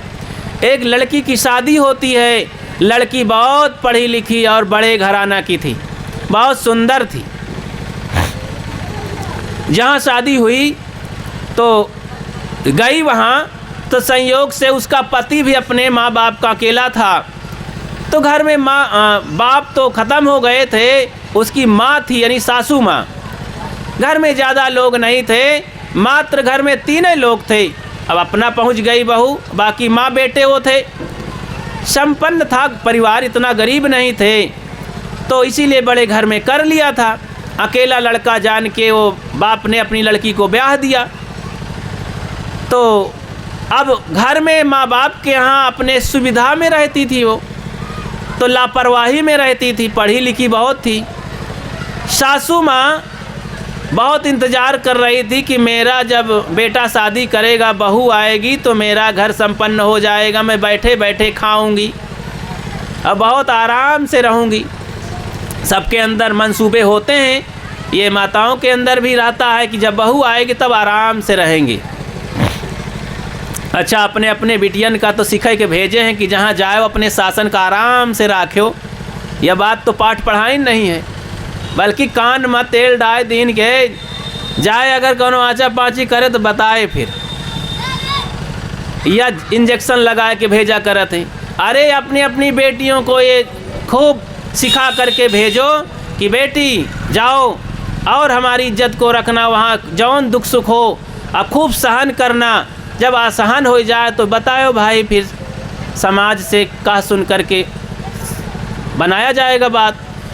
तो लेकिन पहले गरम इंजेक्शन दे के लोग भेजते हैं, वो अच्छे लोग नहीं हैं। तो वो इसी तरह वो आई तो सासू माँ सोची थी कि आराम से रहूँगी, लेकिन आते ही बहुत बढ़िया नहीं। 3-4 दिन तो सासू माँ अपनी बहू के खूब सम्मान किया, चाय पानी बनाए के दे, जलपान बना के दे, भोजन भी दिया। अब भाई ऐसा तो करती होंगी ना अपने बहुओं का कि पहले जोत दे तो ना चूल्हा में। 3-4 दिन तो कुछ करते हुई हो भाई, हम जानते नहीं हैं, लेकिन बताया करते हैं गृहस्थ लोग। तो हमें अंदाज़ा भी है कि नई नवेली बहू आई है तो बड़ा सम्मान उसको करते हैं। तो 3-4-5 दिन तो भोजन उसको नहीं बनवाते होंगे। तो आराम से बहू थी अपने कमरे में, पकड़ के प्रेम से बताई सासू माँ की, बेटी ये तेरा कमरा है, यहाँ रसोई है, यहाँ बेडरूम है, यहाँ और नहाने के कमरे हैं, सब बताया। दर पर भोजन पानी दिया, सब समझाती रही, बेटी ये तेरे वो लगते हैं, ये तेरे वो लगते हैं। तो सबको परिचय भी दिया। 4-5 दिन बीते, कहें बेटी आज तेरे नैहर से बुलाने वाले आ रहे हैं बहुरानी, तो आज तेरे हाथ का हम खाना चाहते हैं, तो ही बना रसोई में चल। रसोई में दूध है, चावल है, चीनी है, नमक है, सब्जी है। आज 10 प्राणी को भोजन आराम से बन जाएगा, तू चल बना। खीर बनाना, इलायची पीस के डालना, वह गुजराती वाली इलायची, तो उसको डालना तो खीर बढ़िया बनेगी। और सब्जी बनाना तो बघार उसका लगाना, हींग का, तो गमगमाएगा पूरा। लहसुन न लगाओ, का हींग का लगाओ। तो इस तरह से वो बता दिया। अब वो सोचने लगी कि बड़ा मुश्किल है, मैं महीनों से तो कुछ बनाया ही नहीं। कभी कभी रसोई में जाती थी तो थोड़ा कहीं चटकार लेती थी, और माँ मुझे तो कभी कही नहीं। यहाँ सासू माँ है, इज्जत का सवाल है, ससुराल का मामला है। पूछ भी नहीं सकती है कि सासू डपट लेगी कि क्या इतनी बड़ी पढ़ी लिखी है, क्या सीखी है, तो बदनामी होगी मम्मी की। तो रसोई में जाती है अंदाजन, क्योंकि पढ़ी तो थी, गृह विज्ञान पढ़ी थी, तो किताब की पढ़ाई अलग होती है और घर की पढ़ाई अलग होती है। तो किताब की पढ़ी लड़की और दूध रसोई में चढ़ा दिया, दूध अभी खौला नहीं रहा कि चावल डाल दिया आधा किलो। अब खीर बनावे वाली ये माताएं देवियाँ जानती हैं कि हमारे उत्तर प्रदेश की बढ़िया खीर अगर खाए लो तो बर्फ़ी फेल हो जाती। तो पेवर दूध की खीर बनाना था, अब उसमें आधा किलो चावल डाल दियो तो खीर बनेगी? तो भाई आधा किलो में अगर भात बनाना है तो लग जाता है 1 किलो दूध, 1.5 किलो। अब वो थोड़ा सा गीला भात बन गया, चावल दूध गायब हो गया। अब चीनी डालना था कि भाई चीनी डालना मीठ हो जाए, तो बिना चेक किए नमक का डिब्बा उठाई और डाल दिया। चीनी की बदली नमक पड़ गया खीर में। और सोचा कि कुछ डालने के लिए इलायची क्या कहा है माता जी ने, तो हींग घोल के डाल दिया खीर में। उतार के खीर रख देती है। पूड़ी बनाने का नंबर आया तो तेल चढ़ाया कढ़ाई में और बेल करके, पूड़ी कब डालना चाहिए? जब तेल धुआं देने लगे, गर्म हो जाए, तब पूड़ी डालोगे तो फक से खिलेगी पूड़ी और बड़ी मुलायम होगी। लेकिन वो ठंडे तेल में डाल दिया और बज्जा मार करके सूं सूं करके पूड़ी ऊपर आई और टाइट हो गई। तो अब बना करके आधा किलो 1 किलो की पूड़ी धर दिया। सब्जी बनाया तो इलायची का बघार डाल के थोड़ा चीनी छिड़क दिया नमक की जगह। मीठा होने से सब्जी पकी नहीं, आलू बैगन। तो जानो मेहनत तो बहुत किया, 3 घंटा मेहनत करती रही बनाने में, और काफ़ी व्यायाम करना पड़ा उसे इस सब मटेरियल बनाने में। समय लगा, श्रम लगा और सामान सब खर्च। दूध ख़त्म, चावल ख़त्म, नमक ख़त्म, चीनी ख़त्म और सब्जी सब ख़त्म। रसोई में जो भी था 10-15 आदमी का भोजन बनने का, सब सामान ख़त्म। समय पूरा, अरे भाई 12 बजे भोजन करना है, 1 बजे भोजन करना है। अब सुबह से लगी 9 बजे से बनाती रही 1 बजे तक। अब नंबर आया, सब पिढ़वा लग गए कि भाई अब खाएं सब। तो पहले सासू माँ कुल देवी, तो बूढ़ी माँ सासू कुल देवी रही, तो उन्हीं के सामने पहले पूजा किया जाए। तो कटोरी भर और थाली में पूड़ी साग लेके रखी। तो बूढ़ी माता की जीभ तो भाई मीठा की तरफ जा रही थी। चम्मच उठाया और मुख में ले गई, तो जैसे ही गई खीर 1 चम्मच, इतना नमक था। अब आधा किलो नमक पड़ गया था चीनी के बराबर। तो समझो कि गला में वो क्या कहते हैं उसे, एक जहर होता है बहुत तेज, तो वैसे ही गया। किसी तरह दौड़ के कुल्ला की, पानी से धोया। कहा अरे भाई घर की आज गलती हो गई, पहली बार बहू रसोई में गई थी, तो चलो कोई बात नहीं, नहीं कहना किसी से, अपनी मर्यादा, कोई बात नहीं, बहू है अपनी, चलो हम सब्जी और पूड़ी से भर लेंगे पेट। पूड़ी में हाथ लगाया तो बिना, बुढ़िया बेचारी बिना दांत की, न हाथे से पूड़ी टूटे न दांते से कटे, रख दिया। सोचा कि चलो सब्जी खा लेंगे, 1 कटोरी 2 गिलास पानी ढरका ले, पेट भर जाई। जैसे सब्जी में हाथ लगाया तो न आलू पका न बैगन पका। अब भाई अगर ओमा कोनो गाजर होए और कोनो गोभी हो फूल वाली तो ऐसे खा ले सलाद की तरह। अब आलू का कैसे खाओ? कच्चा आलू खा लो तो बेकार कही दे। तो फेंका उधर और गुस्सा आ गया, थोड़ा सा, ज़्यादा नहीं आया। रसोई में गई, मैं अपने से बनाती हूँ, ये पढ़ी लिखी बहू, मैं सोचा कि बहुत बढ़िया व्यंजन बनाएगी, पहली बार पहले बोहनी के पहाड़ सब खराब कर दिया। रसोई में गई तो अब ढूंढती है, न चावल है, न चीनी है, न कुछ नहीं है। तो थथोल करके रसोई में रह गई पछता के, और फिर पीछे तरफ चली तो बहू आके खड़ी हो गई। आंखें जब चार हुई तो समझ में आया, बहू कह रही थी कि माता जी गलती हो गई, मुझसे भूल हो गई, मैं बनाना नहीं जानती थी। सासू ने कहा, बेटी ये तूने क्या किया? जानती है? कहा, मुझे ढंग नहीं मालूम रहा माता जी, पढ़ी तो थी। कहें देखो, ढंग ना मालूम होने से पता है कितना नुकसान किया तूने समय बर्बाद किया 3 घंटा 4 घंटे, और सामान बर्बाद किया, और तेरा श्रम, तेरी मेहनत सब बर्बाद हो गई। तो बंधुओं 3 चीज़ें बर्बाद हुई ना। सुनो इधर, ढंग ना जानने से, तरीका ना जानने से, और युक्ति ना जानने से सब भोजन बर्बाद, फेंका गया, जानवरों के लायक भी नहीं बचा। ऐसे ही हमारी ये ज़िंदगी है। ये शरीर एक सामान है, ध्यान दीजिए, शरीर एक सामान है, इसकी लंबी उम्र एक समय है, और जो मेहनत करते हैं वो श्रम है। हमने मेहनत कैसे किया, हमने इस लंबी उम्र को समाप्त कैसे किया, और ये सारे सामान को नष्ट कैसे किया, इसका ढंग पता है। बिना ढंग जाने एक दिन ये शरीर मिट्टी में मिल जाएगा। बिना ढंग जाने, निरर्थक, बिना शांति के, बिना सुख के, बिना धर्म कर्म के ये समय बीत जाएगा। और ढंग न मालूम होने से पूजा हमने किया, पाठ हमने किया, तीर्थ हम गए, दान धर्म हमने किया, बहुत दौड़े धूपे देश दुनिया में, भूत प्रेत देवी देवता जंतर मंतर सब जगह भागते रहे, लेकिन कभी सुकून न मिला। तो इस तरह से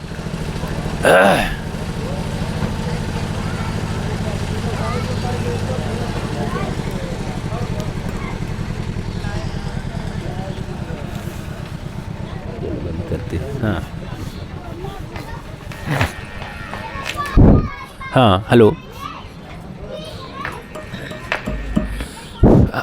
हेलो,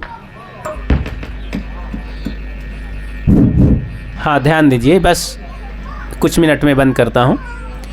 तो ये मैंने जो उदाहरण दिया, ये इसको समझो सब लोग कि समय, सामान और श्रम, जैसे उस लड़की के ढंग ना मालूम होने सारा भोजन बर्बाद हो गया, किसी का पेट नहीं भरा, किसी को सुख नहीं मिला, भूख नहीं मिटी।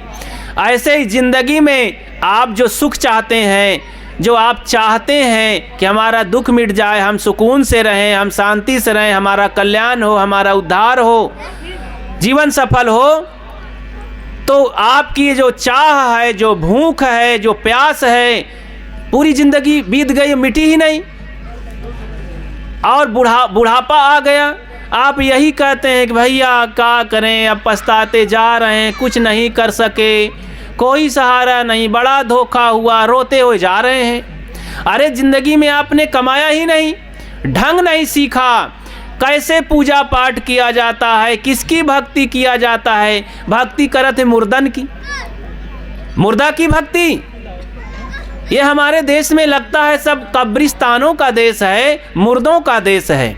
जब आदमी मर जाता है तो कब्रिस्तान पूछते हैं, और मरे हुए को फोटो बड़ा मढ़ाए उसको पूछते हैं, अगरबत्ती सुलगाते हैं।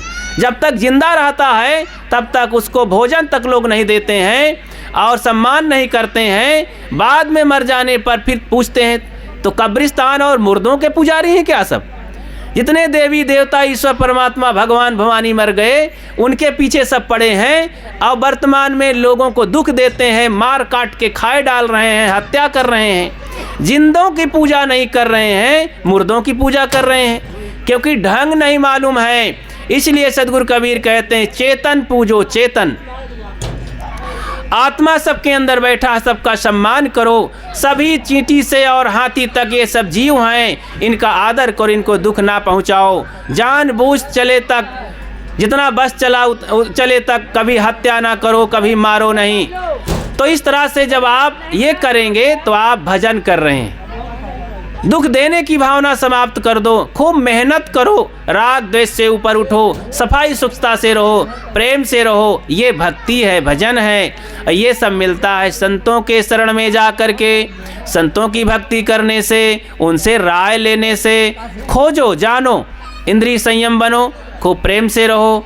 तो इसीलिए साहब कहते हैं, अरब खरब ले द्रव्य है उदय अस्तुले राज, भक्ति महातमना तुले ई सब को ने काज।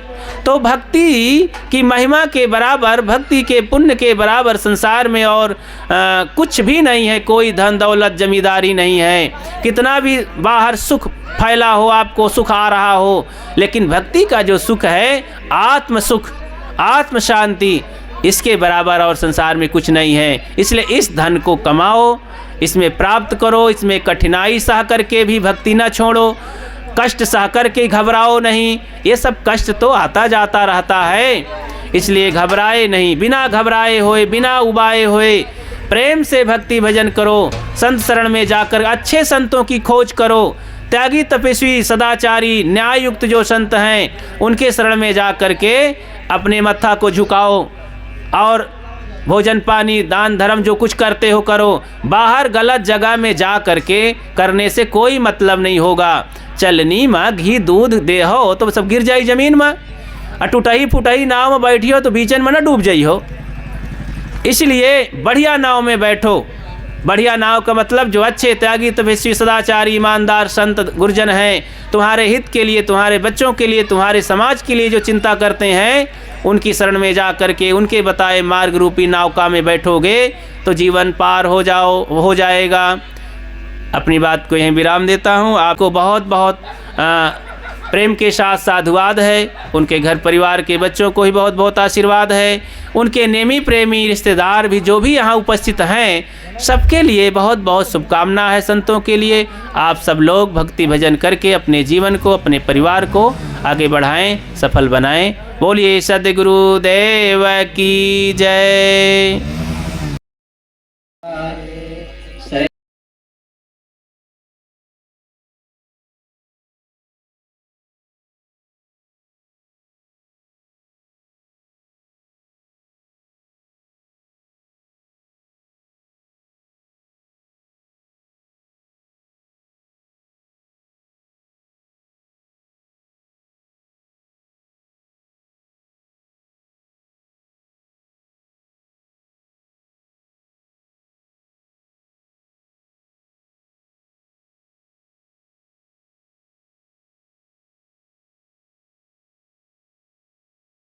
आपनो विनती सुनिए मोर, विनती कर जोर के गुर शरणागत तोर। काम क्रोध मद लोभ में भुलाए, दीन दास प्रभु जान के दे बंदी छुड़ा। मम दृष्टि महामहिन है, खाने पान के बीच दया करे गुरु को दिए। मैं हूँ अधमति काल जाल बहु